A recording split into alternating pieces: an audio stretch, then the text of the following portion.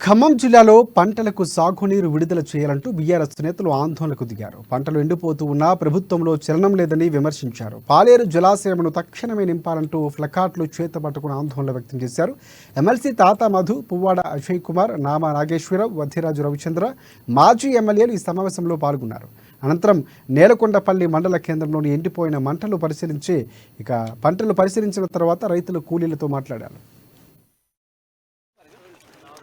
ఏదేమైనా ప్రభుత్వాన్ని డిమాండ్ చేస్తున్నాం. ఏదైతే రైతు నష్టపడిపోయాడో, రైతు నష్టపడిన ప్రతి రైతుకు కూడా నష్టపరిహారం కింద ఎకరానికి కనీసం ఒక 30,000 రూపాయలు వాళ్ళకి ఇవ్వాల్సిన బాధ్యత ఈ ప్రభుత్వం మీద ఉంది. మీరు తప్పకుండా కూడా మీకు రైతులకు అండగుంటాం. ఏ రైతాంగానైతే మరి తెలంగాణ వచ్చిన తర్వాత అన్ని విధాలు కూడా అక్కువ చేర్చుకొని రైతు బాగుంటే రాజ్యం బాగుంటుందని మా నాయకుడు కేసీఆర్ గారు రైతుకు కావలసినటువంటి పెట్టుబడి దగ్గర నుంచి మొదలుకొని రైతుకు కావాల్సిన నీళ్ల గురించి, రైతుకు కావాల్సినటువంటి కరెంటు గురించి అన్ని విధాలు కూడా ఎప్పుడు కూడా ఒక చిన్న ఇబ్బంది లేకుండా రైతుని పొట్టలో పెట్టుకొని కాపాడినటువంటి ప్రభుత్వం మరి కేసీఆర్ గారి ప్రభుత్వం. కేసీఆర్ గారు ఆ విధంగా చూశాడు.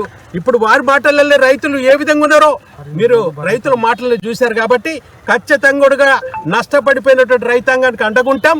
ఈ ప్రభుత్వాన్ని మీ ద్వారా డిమాండ్ చేస్తున్నాం. సాగునీరుకి ఇబ్బంది లేకుండా ఉన్నటువంటి పరిస్థితిని మరి ఇప్పుడు ఉన్నటువంటి ప్రభుత్వం తాగునీరు ఇవ్వలేకపోతుంది, సాగునీరు ఇవ్వలేకపోతుంది. ఇప్పటికే తెలంగాణ వ్యాప్తంగా ముఖ్యంగా ఖమ్మం జిల్లాలో పెద్ద ఎత్తున వరి పంటలు నష్టం జరిగింది. తెలంగాణ వ్యాప్తంగా అయితే దగ్గర 15 లక్షల ఎకరాలు ఎండిపోయింది. అదేవిధంగా ఖమ్మం జిల్లాలో కూడా అదే పరిస్థితి. సరే పోనీ కనీసం తాగునీరు కన్నా ఉన్నదా అంటే ఇవాళ పరిస్థితి ఏంటంటే తాగునీరు కూడా చాలా ఇబ్బందులు పడుతుంది.